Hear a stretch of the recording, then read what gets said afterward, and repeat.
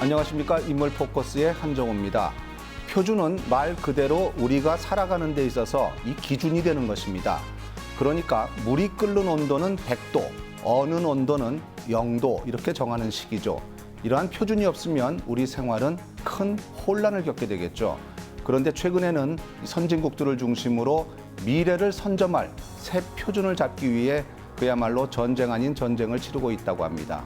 인물 포커스 오늘은 우리나라 표준 연구의 중심인 한국표준과학연구원의 강대임 원장을 모시고 이 창조 경제의 핵심 표준 이야기를 나눠보겠습니다.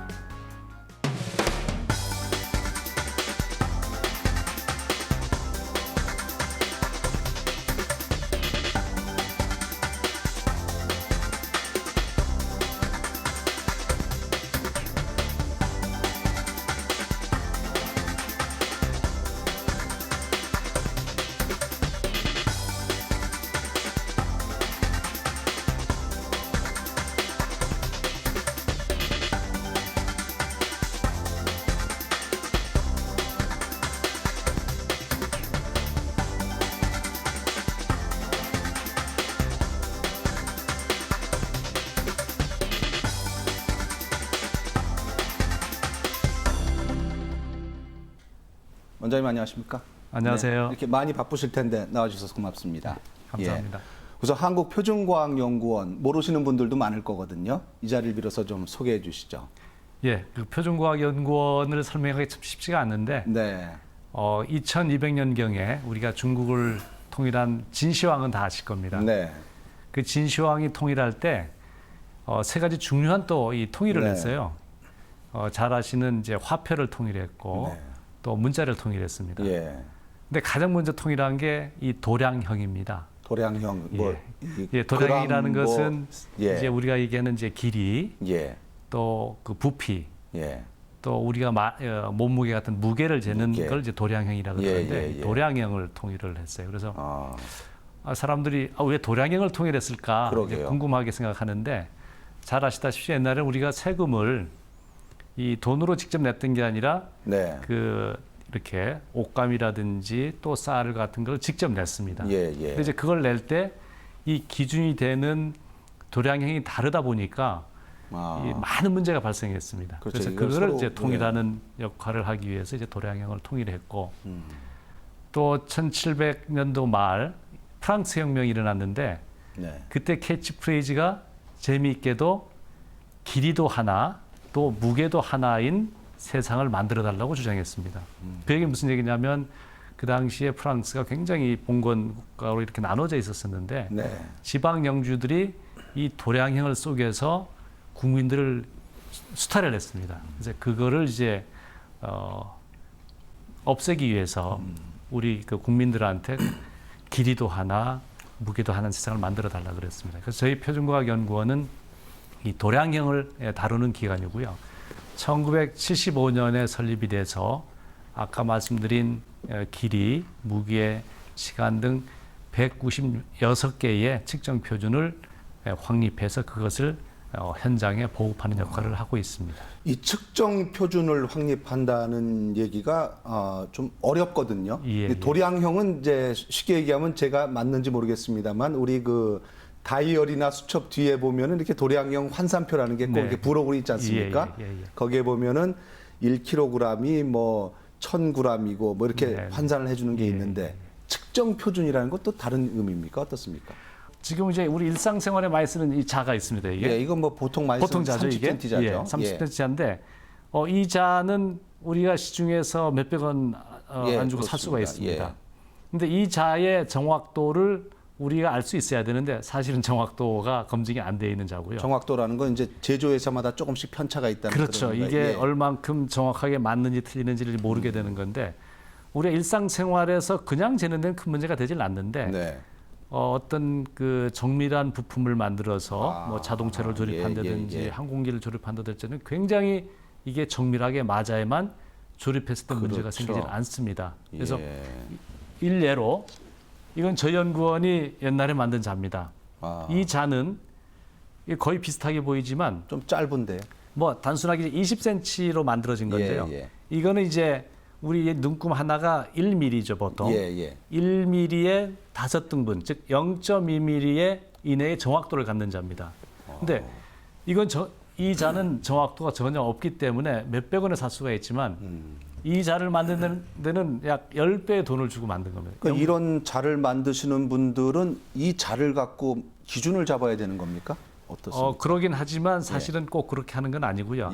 예. 그런 것을 제공하는 게 또 다른 또 스케일이 있습니다. 이렇게. 이거는 이제 무슨 쇠인데요. 쇠 막대기 같이 보이는데 이걸 저희가 게이지 블럭이라 그럽니다. 이게 게이지 블럭. 정확하게 그 100mm, 10cm의 그 기준자인데 10cm 기준. 이거를 이용해서 이 자보다 더 또 이 정확도 높은 게 버니어 캘리퍼스나 또 게이지 블럭이라는 또 다른 측정기들이 현장에 있습니다. 그 장비를 이걸 이용해서 검사를 하고 사용을 해야만 우리가 자동차 회사에서 자동차를 만들 때는 부품을 그 공장에서 만드는 게 아니라 다 바깥에서 가져오죠. 그렇죠. 그래서 외부 굉장히 업체에서요. 부품 하나하나가 잘 맞아야만 조립했을 때 문제가 생기지 않기 그렇죠. 때문에 현장에서 이런 이 기준을 정확하게 제공을 해야만 이런 걸 할 수가 있게 됩니다. 네. 그래서 이 지금 원장님 얘기 들어보니까 아주 이제 쉽게 설명하시려고 노력을 하시는 게 엿보지는데 지금 보통 쓰는 저 문방구에서 파는 30cm 자가 이제 보통 많이 쓰지만 저것은 굉장히 이렇게 좀 편차 같은 것들이 많을 수가 있는데 이 정밀 가공, 초정밀 가공으로 갈수록 그 밀리미터 더 이하의 단위에서는 수치 하나하나가 다 약속인데요. 그게 틀어지면 안 된다는 그런 의미로 보면 맞습니다. 되겠습니까? 그래서 결국은 이제 각자가 내가 갖고 있는 게 그 맞다라고 주장을 하게 되면 사회에 큰 혼란이 생기기 때문에 국가의 하나의 기준을 만들어 놓고 그걸로부터 비교를 해서 단계 넘어가도록 하는 게 바로 이제 측정 표준이 되겠습니다. 국가에서 이걸 정해주지 않으면은 그야말로 그 혼란이 생기겠네요. 나는 내 자가 맞다. 이쪽은 이쪽이 맞다. 그럼 이게 이제 세계적으로 같이 또 이런 표준화가 돼야 되는 거 아닙니까? 그렇습니다. 그렇기 때문에 이 측정 표준은 세계적으로 협력을 통해서 이루어질 수밖에 없고, 뭐 지금 아시다시피 무역이나 모든 것들이 한 국가 안에만 머물지 않기 때문에 저희가 하는 거는 국제적으로 꼭 같은 일치성을 가져야만 국내 표준이 됩니다. 그래서 이제 그런 역할을 한 게 1875년에 그 당시 미국, 일본 선진 17개 국가가 만든 미터 협약입니다. 그게 현재 이제 미터법의 근간이 되는 거고 우리나라도 이제 그런 틀 안에서 이제 표준과학연구원이 세워져서 그 역할을 하고 있는 겁니다. 네. 그런데 이제 원장님 지금 보면은 이제 이 길이에 대한 건 대충 이해가 되는데요. 아까 말씀 들어보니까 뭐 한 200개 가까운 표준이 있다는데 그렇게 많습니까, 표준이? 표준이 이제 우리가 측정하고자 하는 양은 다 커버를 해야 되기 때문에 그렇게 많은 거고요. 예를 들어서 지금 현재는 정확도는 이제 정확하다는 말이죠. 정확도가 가장 좋은 거는 이제 시간입니다. 우리 이제 시계를 다 이제 하고 있는데 우리 일반 사람들이 뭐 1초 틀렸다고 크게 문제가 발생하지 않죠. 근데 현재 저희 연구원이 갖고 있는 그 대한민국 표준시는 300만 년에 1초밖에 틀리지 않은 표준시를 갖고 있습니다. 300만 년에 1초가 틀린다고요? 거의 뭐 상상을 할 수 없을 정도인데 그래서 많은 분들이 그렇습니다.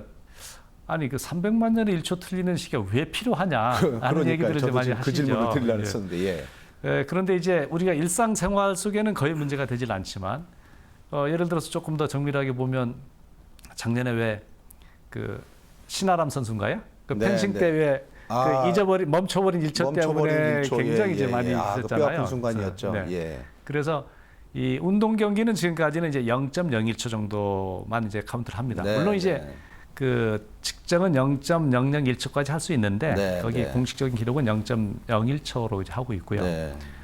스포츠를 떠나서 그 우리가 가장 많이 쓰고 있는 게 지금 이제 위성에서 위성에는 전부 다 그 이제 원자 시계가 탑재가 되어 있습니다. 원자 시계에서 서로 다른 위치에서 그 시간을 측정을 하면 우리가 지금 자동차에 그 쓰고 있는 뭐죠? GPS요. GPS. 그걸 이용해서 자기 위치를 확인할 수가 있습니다. 그렇죠. 그게 틀려지면 뭐 내비게이션도 다 엉망이 되고요. 그래서 그 시간이 정확하면 정확할수록 내비게이션을 가리켜주는 이 거리의 오차가 작아지게 됩니다. 그 시간 관련 쪽의 그 협회에서는 세계 협회에서는 지금 현장에서의 정확도를 그 한 3만 년에 1초 정도의 기준기를 갖추라고 이제 권고를 하고 있습니다. 거의 안 바뀌는 시계네요. 그렇습니다. 안 그래서 시계요. 또 국가의 표준기는 그것보다 그 10배, 100배 네. 정확해야 되기 때문에 바로 저희가 그런 정밀한 시계를 저희 개발해서 그 뉴스를 진행하는 방송국에도 이렇게 좀 특수한 시계가 시계가 있거든요. 있죠. 혹시 그 예. 시계도 그렇게 이렇게 표준화되어 있는 겁니까? 그렇습니다. 이제 그런 시계들이 아마 15를 알릴 때 쓰고 그러는. YTN의 예. 방송에서도 아마도 모르긴 몰라도 이제 원자 시계를 갖고 있을 겁니다. 그러니까요. 네, 그런 예. 상용 원자 시계로 할 수 있는 거는 또 약 한 3만 년에 1초 정도 잘하면 3만 년에 1초지만 또 그게 이제 경련 변화가 생기기 때문에 저희 표준과학 연구를 제공하는 표준시도 그 주기적으로 이렇게 우리 튜닝을 한다 그래야 되나요? 네, 맞추는 네. 작업을 하게 네. 됩니다. 정밀하게 하긴 하지만. 자, 그럼 원장님 아까 이 길이를 말씀하실 때는 이 게이지 블럭이라고 예. 하나요? 이 블럭이 이제 10cm가 기준이 돼서 이렇게 하신다 그랬는데 네. 그러면 시간의 기준도 있을 거 아니겠습니까? 예. 1초의 기준 뭐 이런 건 없습니까? 지금은 시간도 역시 마찬가지로 과학적인 원리를 통해서 지금 그 정의가 돼 있고요. 지금 아까 말씀드렸던 세슘 원자 시계를 이용해서 예. 그 이 초를 발생해 내는데 현재는 저희가 그 300만 년에 1초 되는 예. 표준기를 개발을 2008년에 완료했습니다. 그건 세계 6번째로 만들어냈고요. 네, 네. 지금 이제 그 시간 표준을 앞으로 차세대로 끌고 가는 연구가 굉장히 많이 진행이 되고 있습니다. 그래서 네. 저희가 현재 개발하는 두 번째 그 시간 네. 표준기는 아마 올 연말쯤 되면 아마 완성이 될 것 같은데. 우리가 만들고 있습니다. 그렇습니다. 아. 1억 년에 1초, 1억 년에 1초 되는 광격자 시계라고 하는 시계를 개발하고 있습니다. 그래서 그게 만약 그 성공이 되면 그건 세계 세 번째 정도가 됩니다. 그래서 이런 이제 시계를 개발하는 거는 사실은 단순한 이런 게 아니고 그러겠죠. 시계라고 보긴 보이지만은 예, 예. 거의 이런 오피스 하나에 해당되는 실험실이 시계입니다. 아, 이런 시계라고 하는 것이 실험실 하나가 큰 이제 시계입니까? 실험 장치가 이제 하나의 시계가 되기 때문에 그 1억 년에 1초를 만드는 시계를 개발하려면 뭐 한 10년씩 뭐 경우 뭐 20년도 하고요. 그래서 저희가 올 연말까지 1억 년에 1초에 오차를 가는 시계를 개발하고 연달아 뭐 30억 년에서 쭉 계속 하고 있습니다. 그래서 이 시간이 아직까지는 저희가 개발하는 시계로 표준이 바뀌진 않았습니다. 네, 네. 그래서 아마 앞으로 뭐 10년 이내에 이 새로운 시간의 그 초의 정의가 달라질 수가 있을 것 같은데 아까도 말씀드렸지만 그런 그 측정 표준은 한 국가만 정확하게 한 것 갖고는 채택을 해주질 않습니다. 그렇겠죠. 왜냐하면 그 나라가 세계를 그 지배할 수 있기 때문에 아하. 최소한 3개 국가가 그 비슷한 정확도나 그런 거를 인정해 구현해서 주는군요. 이제는 이거는 이제 국제 표준으로 써도 되겠다 했을 때 인정을 하기 때문에 그 많은 나라들이 이제 거기에 주도하기 위해서 연구를 하고 있고 다만 그렇게 해서 이제 기여를 하게 되면 결국은 거기서 나오는 여러 가지 기반 기술들이 국가의 일종의 인프라 기술이 되기 때문에 또 과학 기술 발전을 또 견인하게 되죠. 그렇기 때문에 이제 세계 표준 기관들이 그런 이 정확도 싸움에 다 각축을 벌이고 있는 겁니다.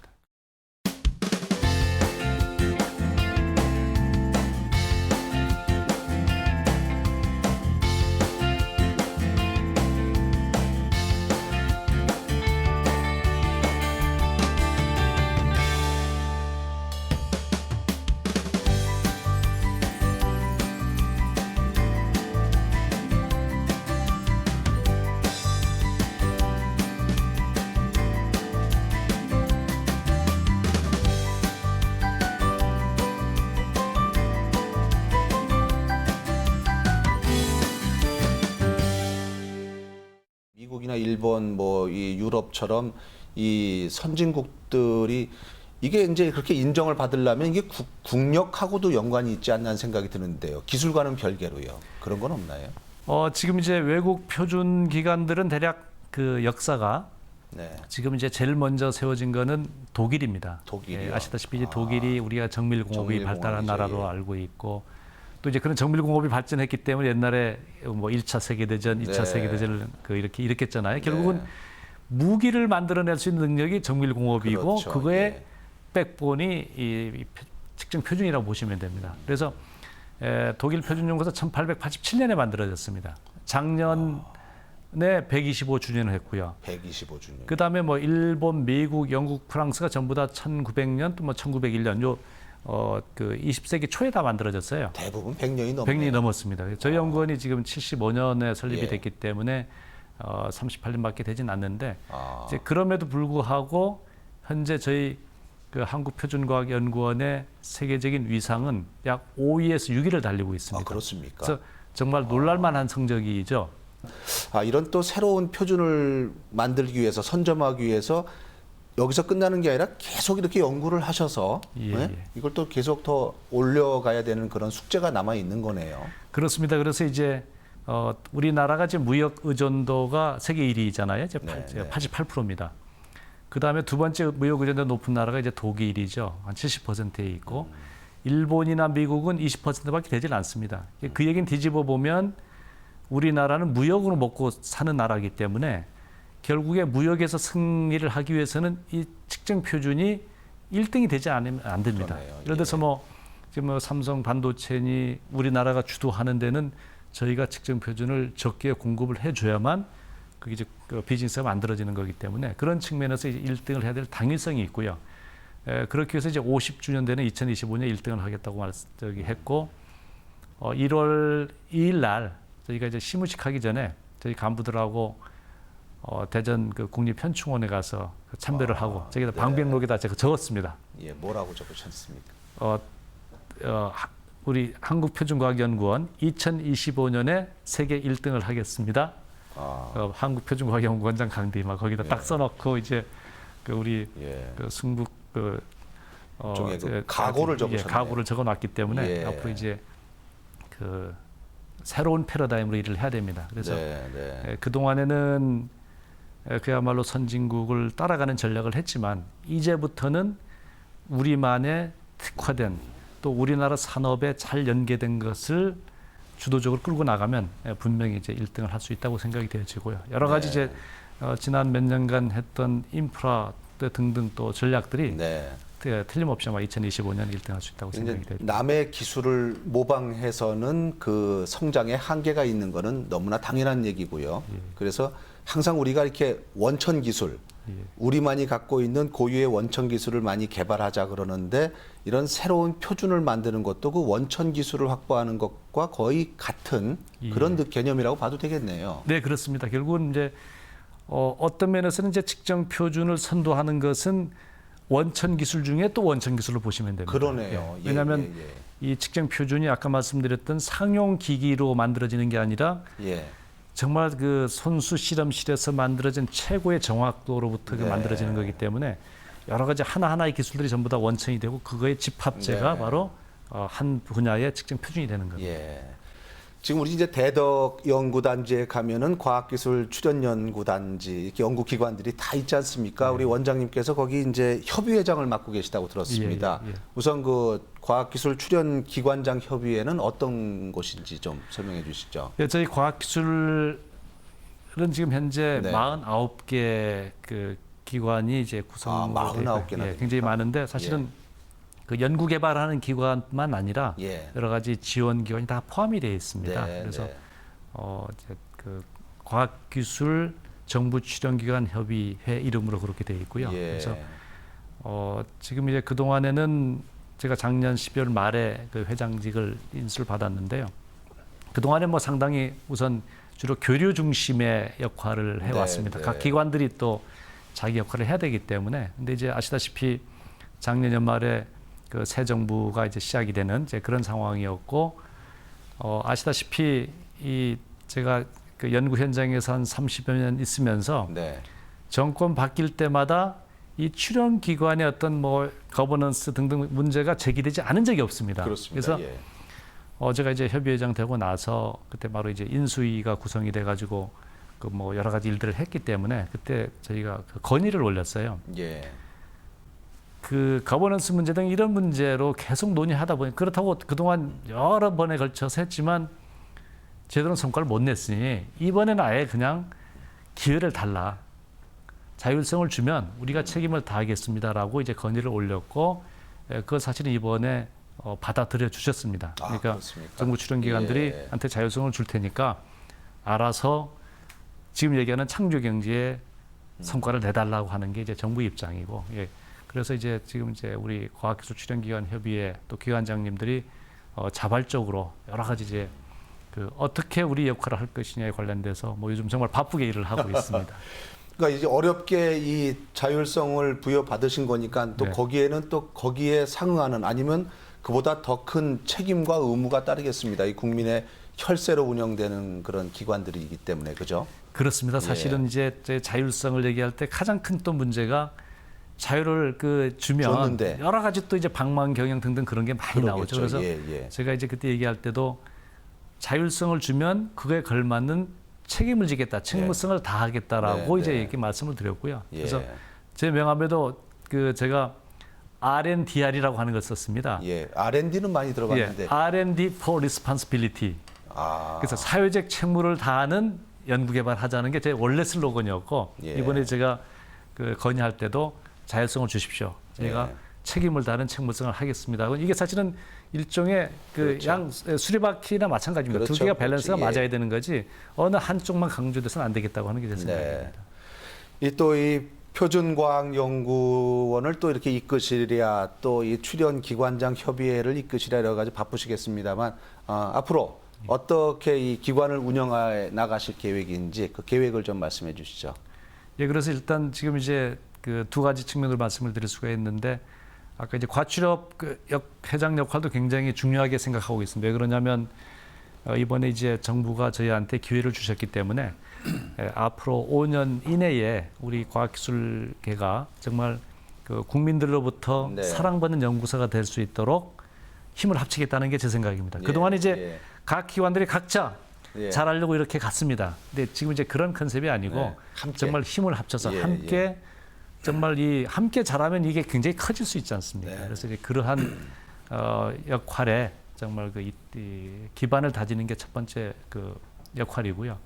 두 번째는 아까 말씀드렸던 저희 연구원이 2025년 세계 1등을 하겠다고 선언을 했기 때문에 세계 1등을 하기 위해서 필요한 여러 가지 제도 개선이라든지 또 연구원들이 특히 연구에 몰입할 수 있는 환경, 그다음에 정말 꿈을 갖고 여기에서 평생 연구자로 살아갈 수 있는 그러한 것들을 만들 수 있도록 최선을 다하도록 할 생각입니다.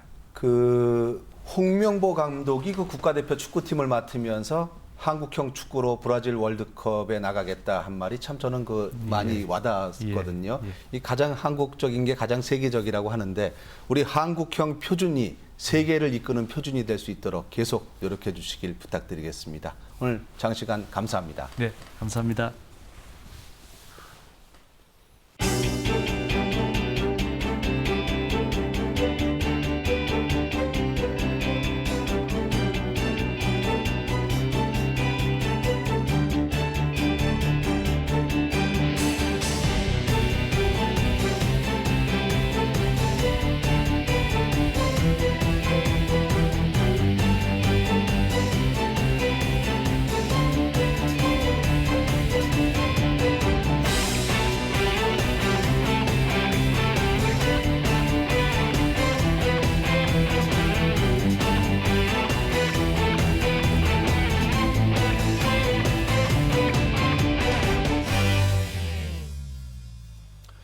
네, 오늘은 공기처럼 생존에 꼭 필요하지만 그 중요성은 잘 몰랐던 표준에 대해서 이해할 수 있는 시간이었습니다. 우리 생활의 기준인 표준, 그리고 이 표준이 이제는 미래의 국가 경쟁력을 좌우하는 척도가 된다는 것을 알게 됐습니다. 우리나라가 세계가 부러워하는 표준 강국이 되길 기원하면서 인물 포커스 오늘 여기서 인사드립니다. 고맙습니다.